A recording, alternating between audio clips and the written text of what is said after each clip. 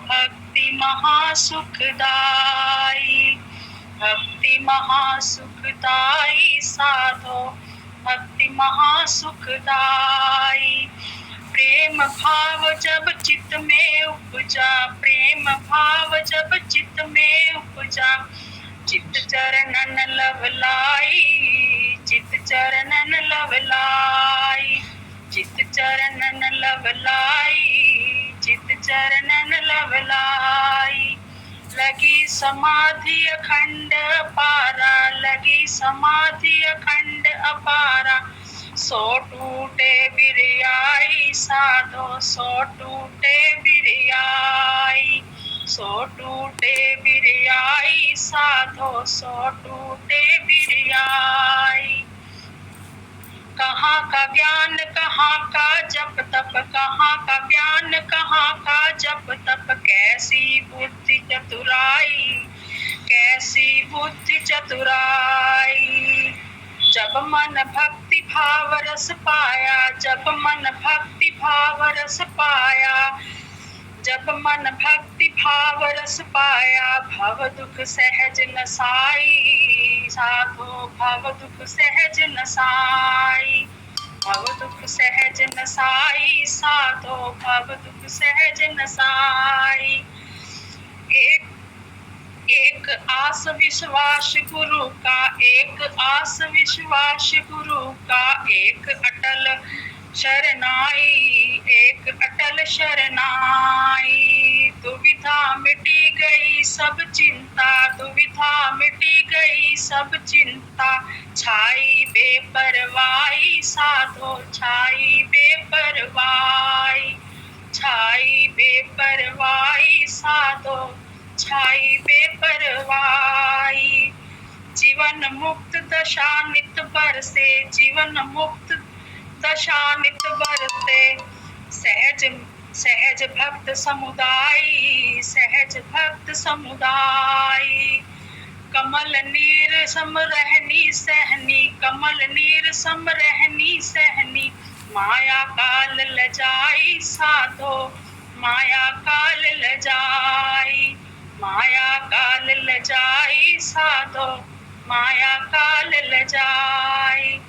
राधा स्वामी चरण शरण बलिहारी, राधा स्वामी चरण शरण बलिहारी, भक्ति अटल वर पाई, भक्ति अटल वर पाई, भक्ति अटल वर पाई, भक्ति अटल वर पाई।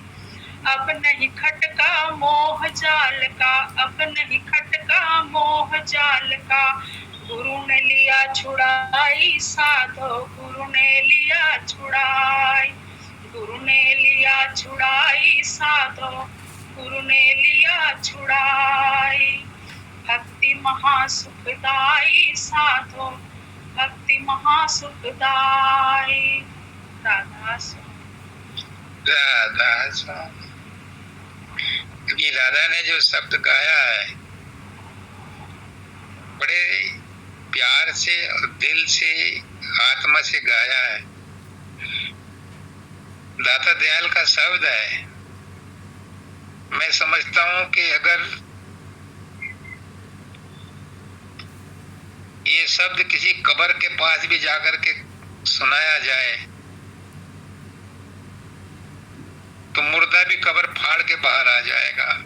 अगर उसने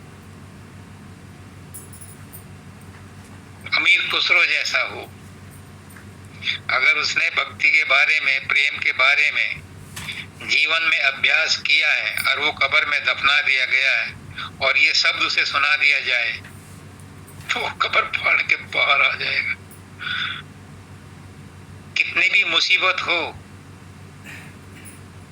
दाता दयाल के सारे शब्द ऐसे हैं। कितनी भी मुसीबत में इंसान हो, जब वो गुरु को याद करता है तो मानव दयाल जी कहते हैं कि जो गुरु को अपना सब कुछ अर्पण कर देता है, गुरु अपनी जान पे खेल करके भी उसकी लाज रखता है। और ये मानव दयाल जी ने कई बार सिद्ध किया।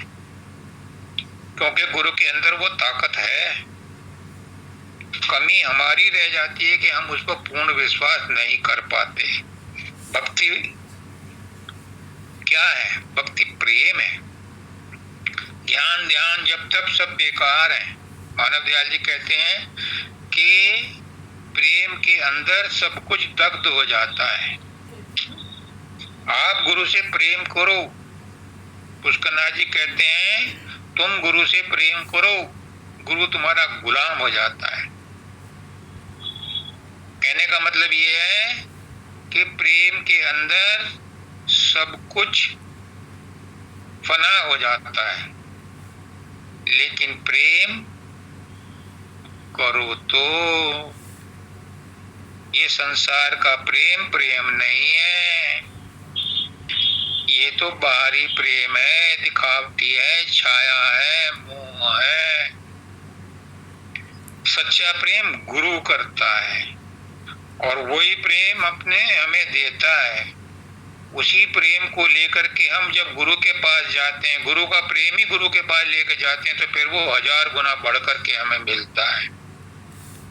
वो हमारी बंधन काटता है, वो हमारे डर काटता है, भय काटता है, हमें अभय कर देता है, निडर कर देता है।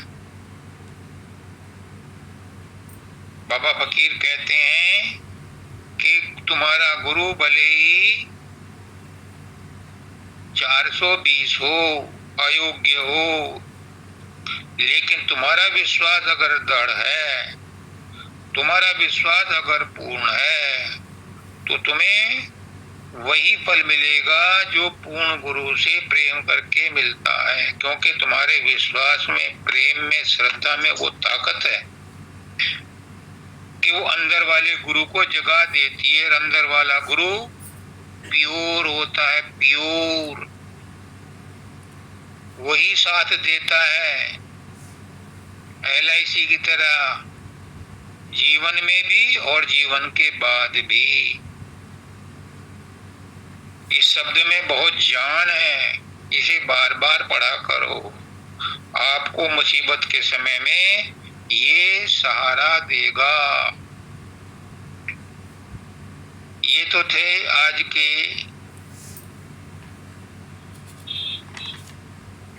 आवश्यक निर्देश। आज के प्रश्न क्या हैं? जी गुरुदेव, आज का पहला प्रश्न है, ये प्रीति का ग्वालियर से है। वो कहती है कि व्यक्ति की मृत्यु के बाद मन का क्या होता है? क्या मन मृत्यु के बाद साथ छोड़ देता है? काल का खेल कहाँ तक है? देखो, व्यक्ति की मृत्यु के बाद मन का क्या होता है? हमारे व्यक्तित्व के 4 भाग हैं। एक शरीर, स्थूल शरीर, एक सूक्ष्म शरीर जिसमें मन, बुद्धि, चित्त, अहंकार होते हैं, एक कारण शरीर जिसमें आत्मा का रोल है, और चौथा है उससे परे महाकारण सत्यलोक का जीवन, चौथी अवस्था। तो जिस व्यक्ति की मृत्यु के बारे में बात कर रहे हैं, तो वो शरीर की मृत्यु के बारे में कर रहे हैं। कृष्ण भगवान कहते हैं कि आत्मा अजर अमर अविनाशी है, उसकी मृत्यु नहीं होती, मृत्यु शरीर की होती है। तो व्यक्ति की मृत्यु के बाद क्या मन का क्या होता है? मन सूक्ष्म शरीर है, मन नहीं मरता। माया मरी न मन मरे, मर मर गए शरीर और आशा तृष्णा रह गई, कह गए दास कभी। मन नहीं मरता, शरीर मरता है। तो व्यक्ति की मृत्यु के बाद मन का क्या होता है? मन सूक्ष्म शरीर है। ये वो सब आशाएं, इच्छाएं, वासनाएं, कर्मों की टोकरी को लेकर के युगों युगों तक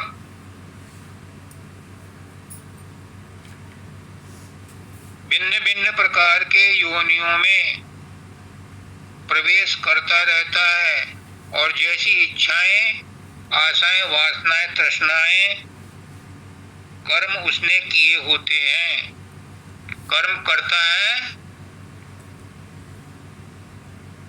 मनुष्य योनि में। बाकी सब योनियां तो भोग योनियां हैं। तो जितने कर्म किए उन्हें भोगने के लिए वो विभिन्न प्रकार के शरीरों को ढूंढता रहता है, और उपयुक्त शरीर पा करके उसमें प्रवेश करता है, और युगों युगों तक यही कार्यक्रम चलता रहता है। हाँ,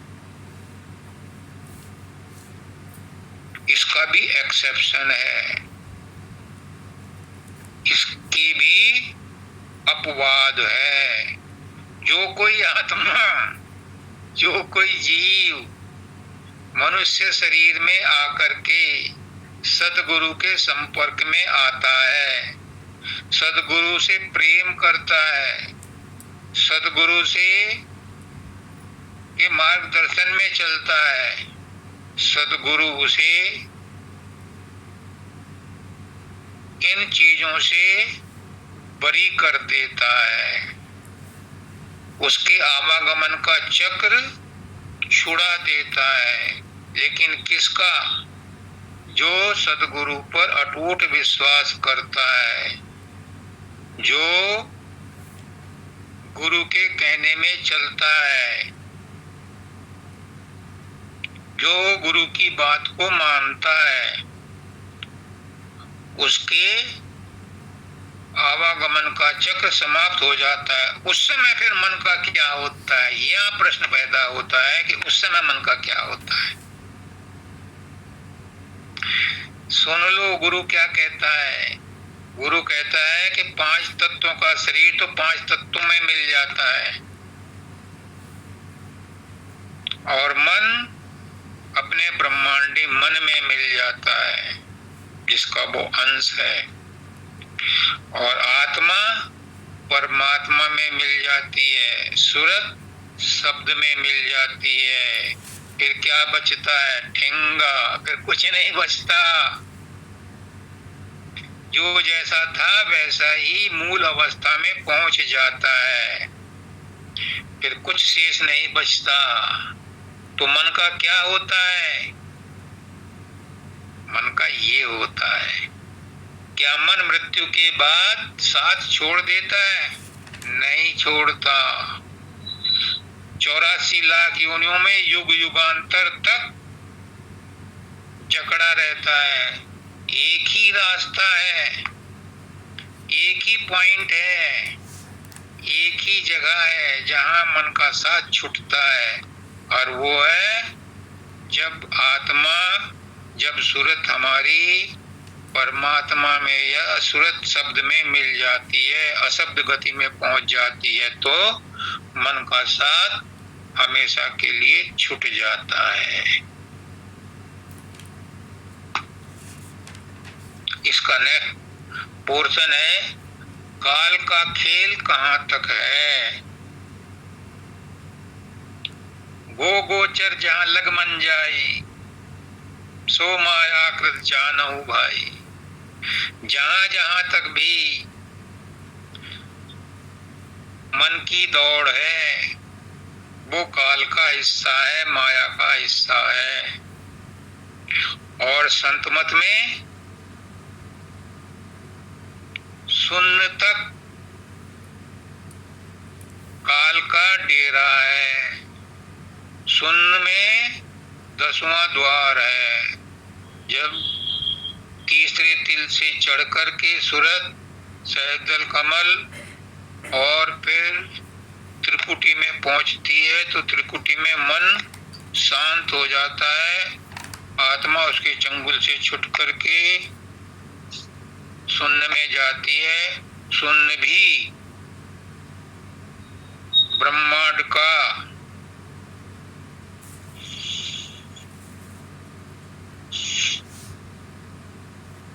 चोटी है, ब्रह्मांड की चोटी है।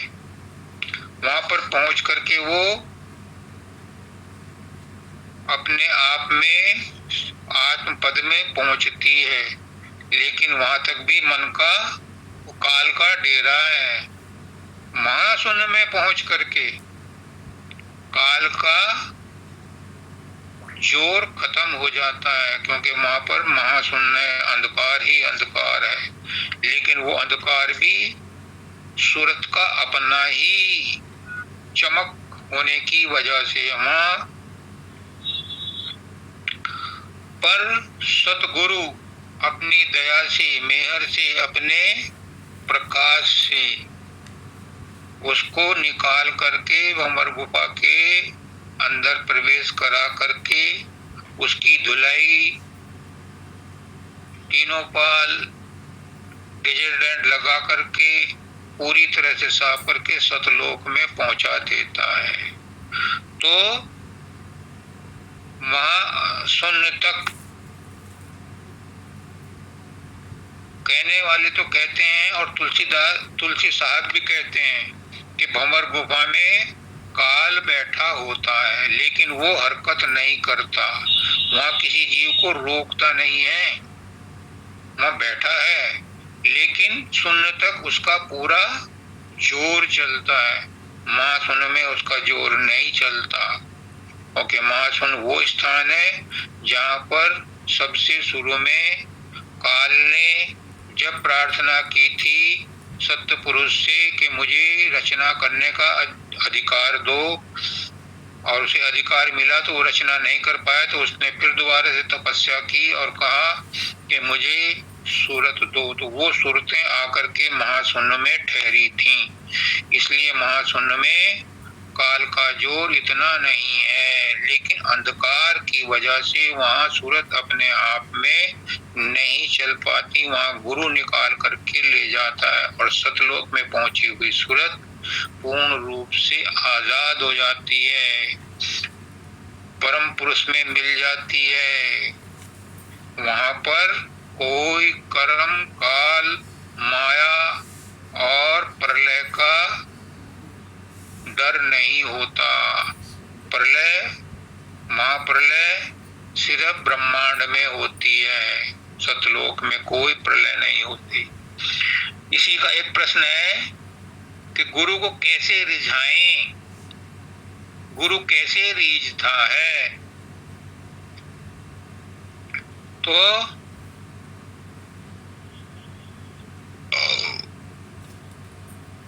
गुरु उससे रीझता है। गुरु को कैसे रिझाएं, गुरु कैसे रीझता है? गुरु उससे रीझता है जो गुरु से प्रेम करता है। गुरु से प्रेम करना आसान नहीं है, बहुत मुश्किल है।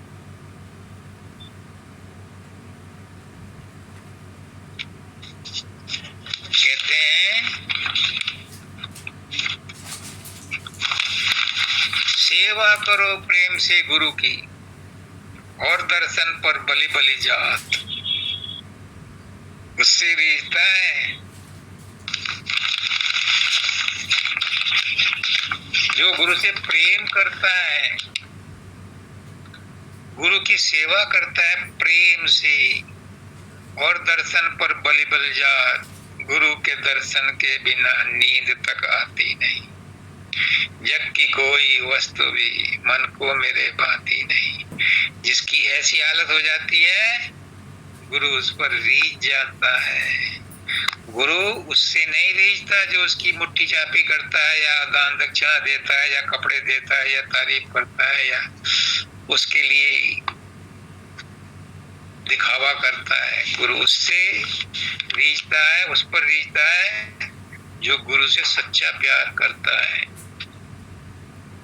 वचन प्यारे गुरु के ऐसे, जस माता सुन तो तेरी बात, जस कामिन को कामिन प्यारी, अस गुरु मुख को गुरु का गान। गुरु उससे प्रसन्न होता है, उस पर रीझता है।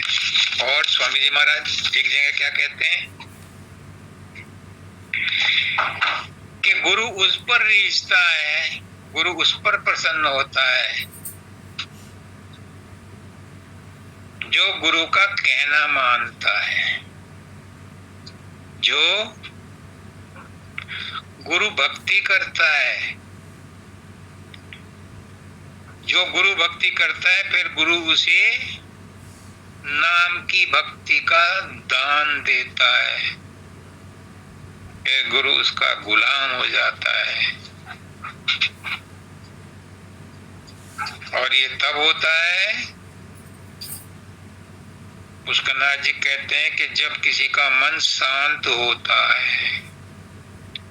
अशांत मन से गुरु की भक्ति नहीं होती। पुष्करनाथ जी कहते हैं कि मन की शांति ही परमात्मा का दर्शन है। और कबीरदास जी कहते हैं कि मन मेरा निर्मल भया जैसे गंगा नीर, और पाछे पाछे हरि फिरे कहत कबीर कबीर। और तुलसीदास जी क्या कहते हैं? तुलसीदास जी कहते हैं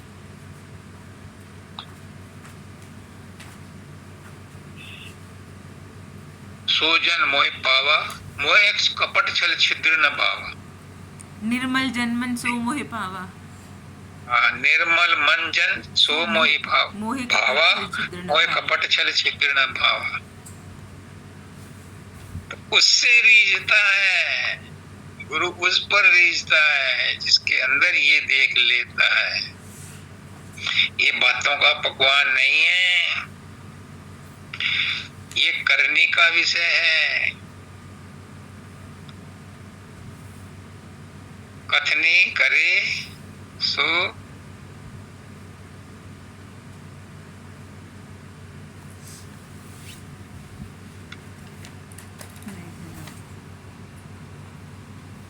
कबीरदास कहते हैं कि रहनी रहे सो गुरु हमारा, हम रहनी के साथी। ये रहनी का विषय है, कथनी और करनी का नहीं है।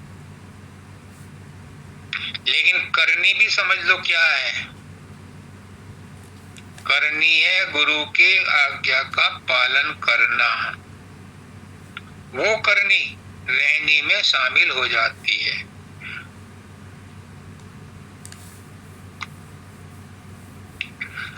तो आगे एक प्रश्न है, अभी अभी मिला है बीना गुप्ता का। वो कहते हैं कि ईश्वर प्राप्ति में मन लगाना और संसार का शरीर संसार में छोड़ देना कैसे संभव है? बहुत अच्छा प्रश्न है। और ये उसी के दिमाग में उठ सकता है, उसी के मन में उठ सकता है जिसे गुरु से प्रेम हो गया है, जिसे अपने मनुष्य जीवन में मुक्ति पाने की इच्छा जागृत हो गई है। हर एक के मन में ये प्रश्न नहीं उठता कि ईश्वर की प्राप्ति में मन को कैसे लगाया जाए।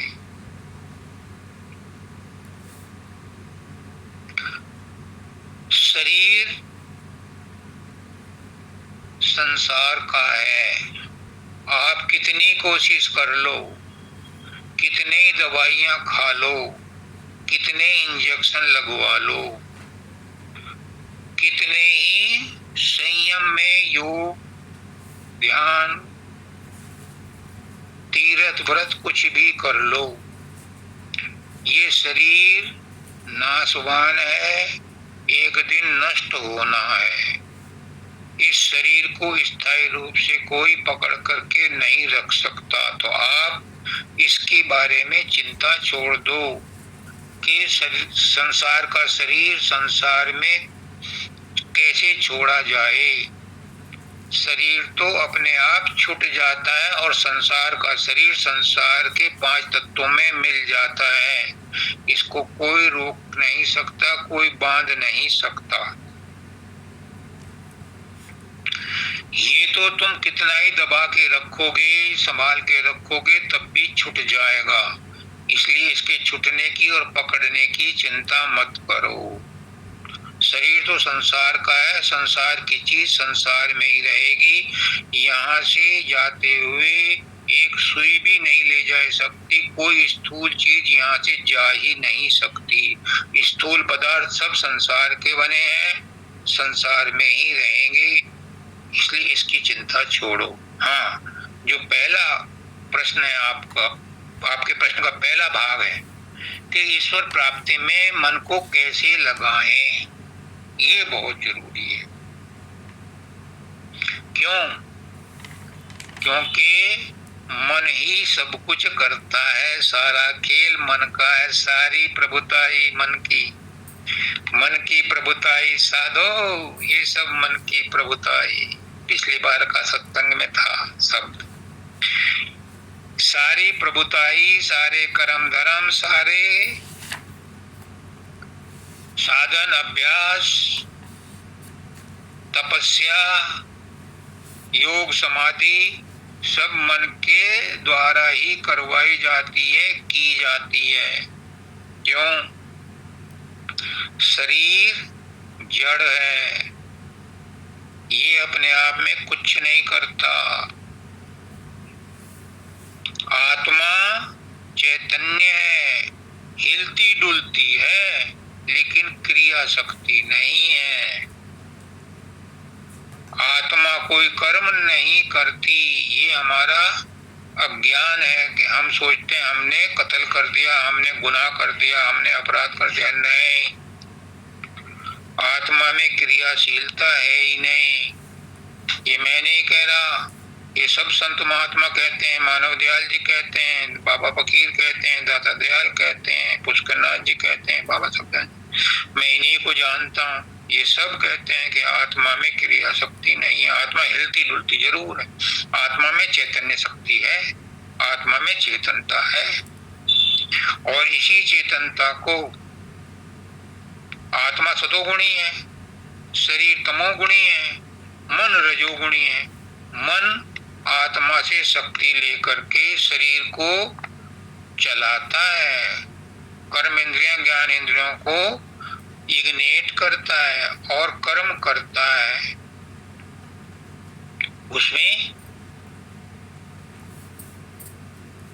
मन ही सब कुछ करता है, लेकिन मन की अपनी शक्ति नहीं है, वो आत्मा से शक्ति लेता है, उसी का खाता है और उसी पर गुर्राता है, उसी को कहते हैं कर्म तूने किया। जैसे गाली देकर के जीभ तो अंदर चली गई और पिटाई होती है शरीर की, ऐसे ही काम तो सारे मन करता है और बोझ आत्मा पर आता है, उसे भुगतने के लिए फिर शरीर बार बार धारण करना पड़ता है। तो सारी प्रभुताई मन की है, सब कुछ खेल मन का है।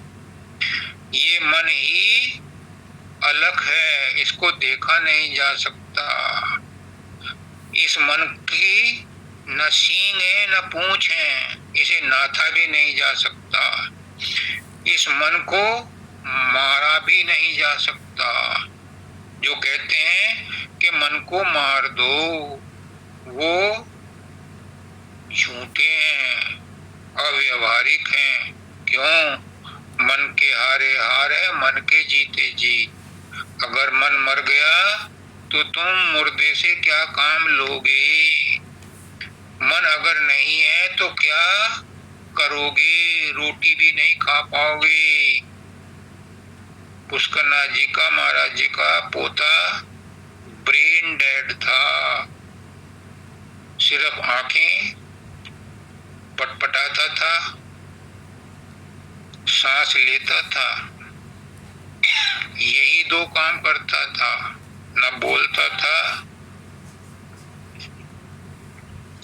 न कोई कर्म करता था, न खाता था। जबरदस्ती उसके मुंह में कीप लगा करके लिक्विड ड्रॉप किया जाता था। 20 साल तक वो इस अवस्था में रहा। क्या ऐसी अवस्था पसंद करोगे? कोई भी नहीं करेगा। इसलिए बिना मन के कोई भी कर्म नहीं हो सकता, यहाँ तक के पूजा पाठ भी नहीं हो सकती। तो मन की बहुत बड़ी इम्पोर्टेंस है, और मन बड़ा चांडाल है, मन बहुत शैतान है, मन काल का एजेंट है।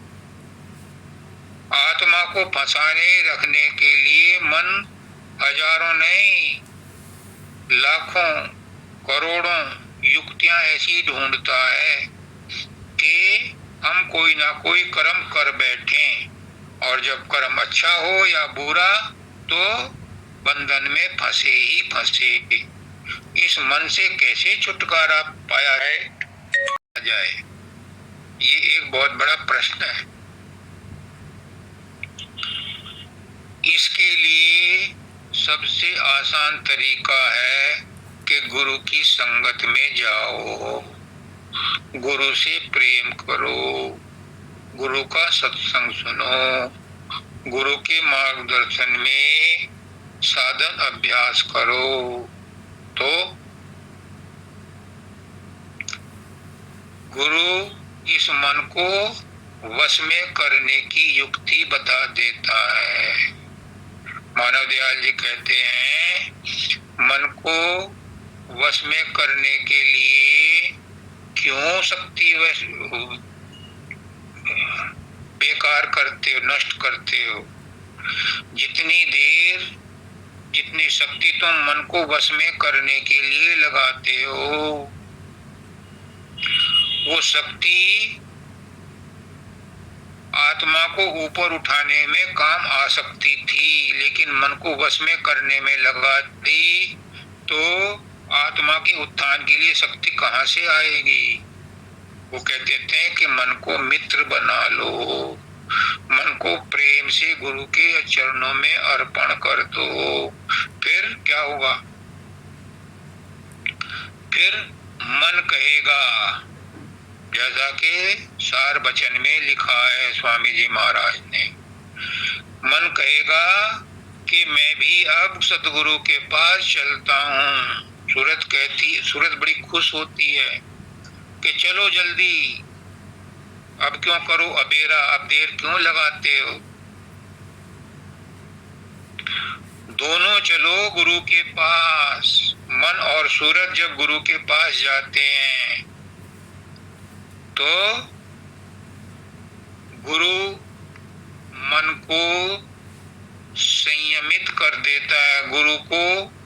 गुरु मन को शब्द का रस सुनाता है, पिलाता है, और जब मन को शब्द का रस मिल जाता है, जैसे बच्चे के हाथ में कोई खिलौना है या पिस्टल है या चाकू है, आप उससे लेना चाहो तो वो नहीं देता, उसे कोई दूसरा उससे अच्छा खिलौना दे दो तो वो पहले वाले को छोड़ देगा, दूसरे वाले को पकड़ लेगा। ऐसे ही मन रस का आशिक है, लज्जत का आशिक है। मन को जब विषय वासनाओं से अच्छी लज्जत, अच्छा रस शब्द में मिलने लगता है तो मन विषय वासनाओं को छोड़ करके शब्द में लग जाता है। इस तरह से ईश्वर प्राप्ति में मन को लगाने के लिए गुरु ही सबसे बड़ा माध्यम बनता है। और गुरु क्या करता है, गुरु शिष्य के मन को, शिष्य के को शब्द और प्रकाश में जोड़ देता है, उनसे उसका नाता जोड़ देता है। जब गुरु नाम दान देता है तो क्या करता है, वो शब्द के साथ उसका गठ जोड़ा कर देता है। इस तरह से शिष्य उस समय शब्द का अभ्यास करते करते शब्द में जब रस लेने लगता है तो वो त्रिकुटी में जाकर के अपने निवास स्थान में विश्राम करता है, और आत्मा उसके चंगुल से छूट करके अपने धाम में, अपने आत्म पद में शून्य में पहुंच जाती है। लेकिन जब वो विशुद्ध हो जाती है महाशून्य में, तो उसको निकाल करके वो अपने सतलोक में ले जाता है। वहां पर वो अपने सतपुरुष से मिलती है, अपने परमात्मा से मिलती है, अपने मालिक से मिलती है, और वहां उसके कमरे में प्रवेश करके वो उसी की हो जाती है। ये तो था आज के प्रश्नों का उत्तर। एक बात मैंने पहले बार भी कई बार कही थी, पुष्करनाथ जी के समय में मैंने इसको पलवल में भी कहा था। हम सब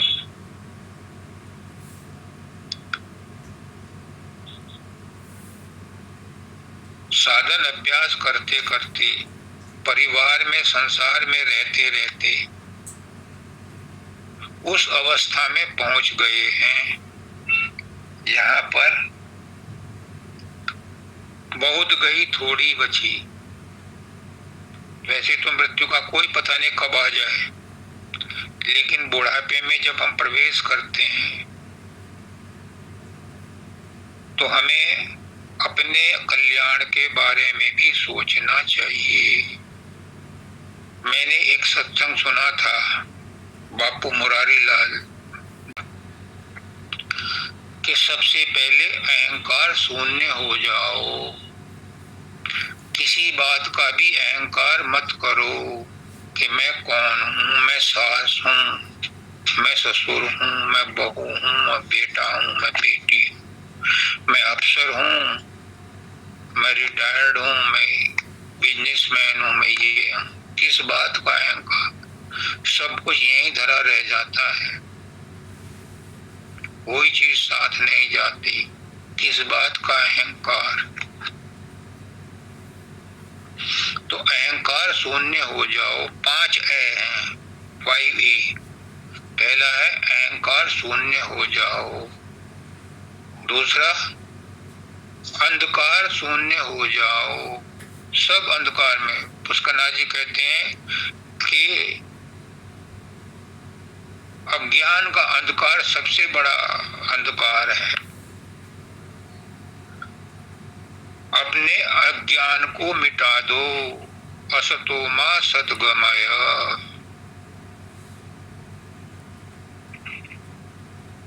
मृत्युर्मा अमृतम गमय। असतो मा सद्गमय, तमसो मा ज्योतिर्गमय। अपने अंदर का अज्ञान का अंधकार मिटा दो, अंधकार शून्य हो जाओ, यानी ज्ञान का प्रकाश कर दो। बंदो गुरुपद कंच कृपा सिंधु नर रूप हरि, महामोहतम पुंजा सुवचन रवि कर निकर। वो भी प्रकाश की बात करते हैं कि अंधकार को मिटा करके गुरु प्रकाश भर देता है। तो आप अपने गुरु खुद हो, अपने परमात्मा खुद हो, खुद बनो। जब तक तुम खुद गुरु बन करके गुरु की सेवा नहीं करोगे, गुरु को याद नहीं करोगे, तुम शिष्य और गुरु 2 बन करके रहोगे, पुष्करनाथ जी कहते हैं तब तक बेड़ा पार नहीं होता। द्वैत को मिटाओ, अंधकार को मिटाओ, खुद ज्ञानी बनो, खुद गुरु बनो, अंधकार शून्य हो जाओ।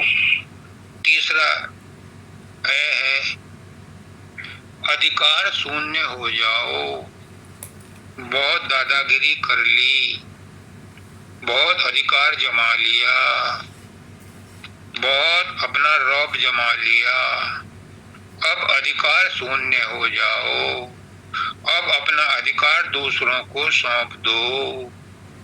परशुराम जी थे बहुत बड़े क्रोधी, 36 बार क्षत्रियों का नाश करके सारा धन दौलत और राज ब्राह्मणों को दे दिया।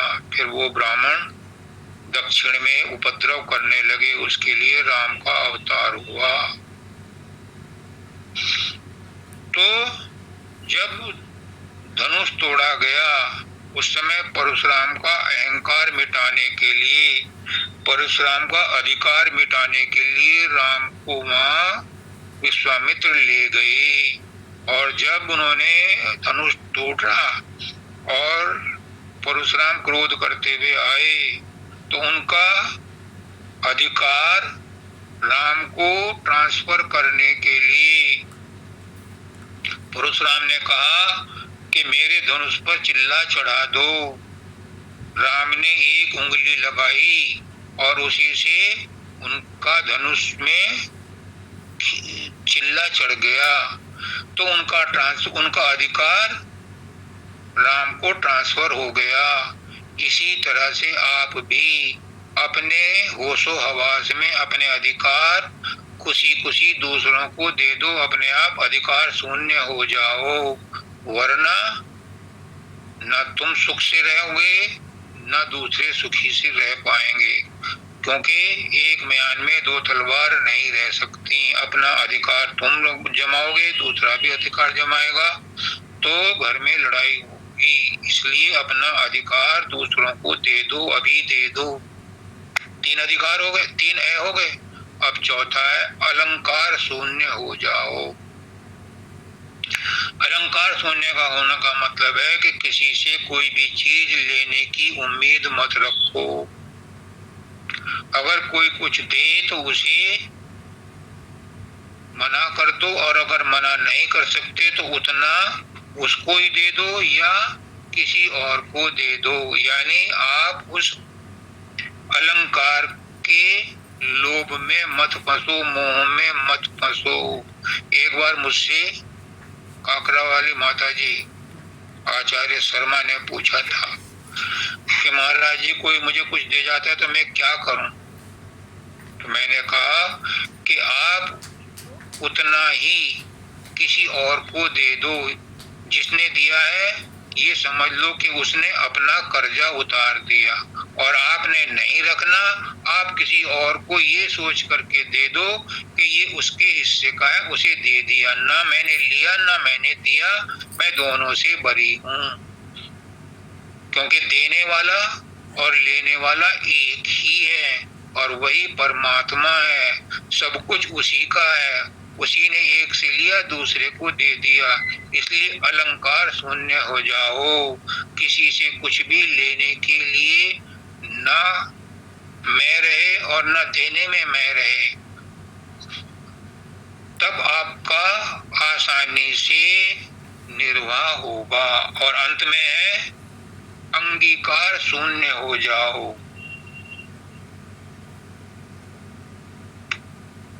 मतलब कि जियो तो ऐसे जियो कि सब कुछ मेरा है, और मरो तो ऐसे मरो कि मेरा कुछ नहीं है। अपनी आसक्ति इस संसार से हटा लो, जीते जी हटा लो, नहीं तो मृत्यु के बाद तो हट ही जाएगी। मृत्यु के बाद तो कितना ही कोशिश करोगे, कुछ भी साथ नहीं ले जा सकते। इसलिए जीते जी ही सब कुछ भूल जाओ, सब कुछ ये सोचो कि ये यहीं का है, यहीं छोड़ के जाना है, परमात्मा का है, परमात्मा को छोड़ के जाना। मेरा कुछ नहीं है इस संसार में। जितना तुम दूसरों का मान सम्मान करोगे तुम्हें उससे ज्यादा मिलेगा। तुम किसी को अगर ऊंच नीच करोगे, किसी को अगर ईर्ष्या द्वेष करोगे तो वही बदले में मिलेगी। तुम्हारी भी नींद खराब होगी, तुम्हें भी शरीर में कष्ट होगा, और दूसरों को सुनने वाले को भी होगा। और अगर मन ही मन में कुढ़ते हो तो अपने अंदर बीमारियां पैदा करते हो। इसलिए हमेशा बाबा फकीर कहते हैं कि शुभ संकल्प रखो, सबके प्रति और अपने प्रति भी। दूसरों पर दया करो, लेकिन सबसे पहले अपने ऊपर दया करो। अपने ऊपर दया करने का मतलब है कि किसी को भी, किसी के प्रति भी अपने मन में कोई द्वेष मत रखो। अपने ऊपर दया यही है। अगर हम मन में कुढ़ते हैं तो हम अपने ऊपर अन्याय करते हैं, अत्याचार करते हैं। क्यों क्यों क्यों? क्योंकि हमारे अंदर परमात्मा बैठा है, हम परमात्मा को ही दुखी कर रहे हैं। दूसरों के अंदर भी परमात्मा है, उनमें परमात्मा मत देखो भले ही, लेकिन अपने अंदर तो परमात्मा देखो, उसके ऊपर तो दया करो, उसे तो खुशी और सुख दो। और परमात्मा खुश और सुखी तभी होगा जब हम खुश रहेंगे और सुखी रहेंगे। इसलिए आज का सत्संग का समय हो गया है।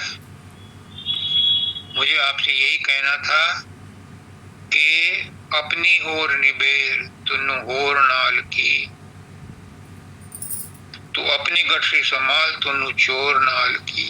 हम संसार को कुछ नहीं दे सकते, हम संसार को ज्ञान भी नहीं दे सकते।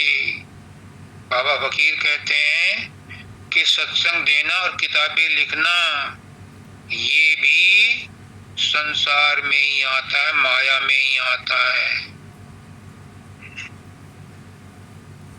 इसलिए अगर माया से पीछा छुड़ाना है तो अपनी ओर अंदर में पहुंचो।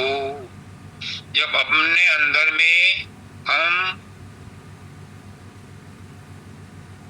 सहस्त्र कमल और त्रिकुट को छोड़ देंगे तो 10वां द्वार पार करके हम ब्रह्मांड के या ब्रह्म के क्षेत्र से परे चले जाएंगे और सतलोक में पहुंच करके हम अपने जीवन को सफल बना लेंगे। इसलिए मैं सबसे यही प्रार्थना करता हूं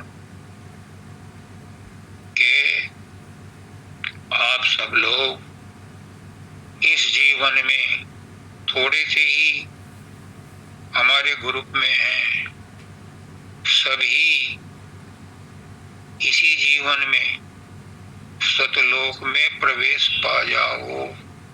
गुरु ने तुम्हें बहुत ज्ञान दिया है, गुरु ने तुम्हें सब कुछ बख्श दिया, कुछ नहीं छोड़ा। सारी धन दौलत तुम्हारे अंदर उंडेल दी है, तुम्हारे अंदर चैतन्यता उंडेल दी है। पुष्करनाथ जी कहते थे कि मैंने इतने सत्संग दिए तुम्हें कि तुम्हारे मृत्यु का डर खत्म हो गया है। मानव दयाल जी कहते हैं कि मैंने दिल्ली में इतने सत्संग दिए हैं कि जो दिल्ली का माहौल था वो बदल गया है। तो अब हमारा क्या कर्तव्य है? हमारा कर्तव्य है कि गुरु ने जो ज्ञान दिया है उसे पकड़ो, उसे बार बार याद करो।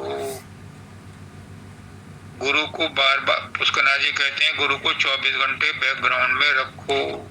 इसका मतलब यही है कि गुरु का एहसान मानो, गुरु पर विश्वास करो। गुरु पर विश्वास कब करोगे? जब तुम अपने ऊपर विश्वास करोगे, अपने ऊपर एहसान मानो।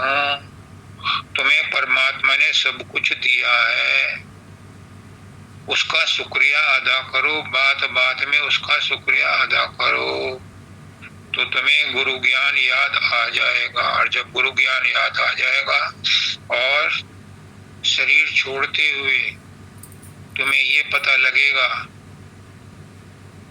कि ये सब संसार का लेन देन यही छूट गया है, मेरा तो सतगुरु नाम ठिकाना है, सतगुरु का ज्ञान ही मेरे साथ जाना है, तो फिर आप इस लोक में नहीं आओगे, क्योंकि आत्मा पर कोई बोझ नहीं होगा, गुरुत्वाकर्षण शक्ति उसे नहीं खींचेगी और आप सीधे सतलोक जाओगे। सबको राधा स्वामी।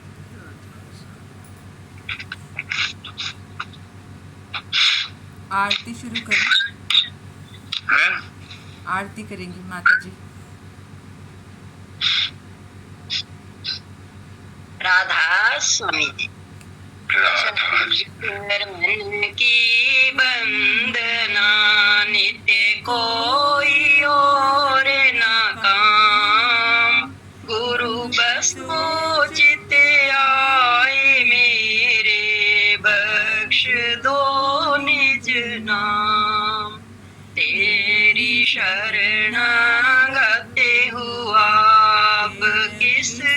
रखूं आस, आस तो तेरी दया की, जग से रहूं उदास।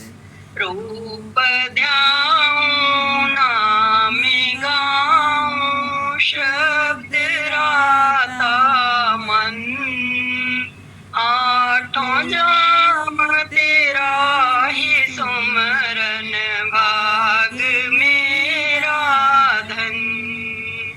शीश पर निज कार्य कमल धर लिया है, चरण लगाए। पतित पापी तर गया, गुरु शरण तेरी आए। मुक्ति की नहीं चाह मन में, भक्ति प्यारी लाग। राधा स्वामी की दया से भाग्य पूर्ण जाग। मुक्ति की नहीं चाह मन में, भक्ति प्यारी लाग। राधा स्वामी की दया से भाग्य पूर्ण जाग। चरण शरण की बंदना, नित्य कोई और ना काम। गुरु बसोचित आए मेरे, बख्श दो निज नाम। दाता बख्श दो निज नाम, सतगुरु बख्श दो निज नाम। राधा स्वामी। महाराज।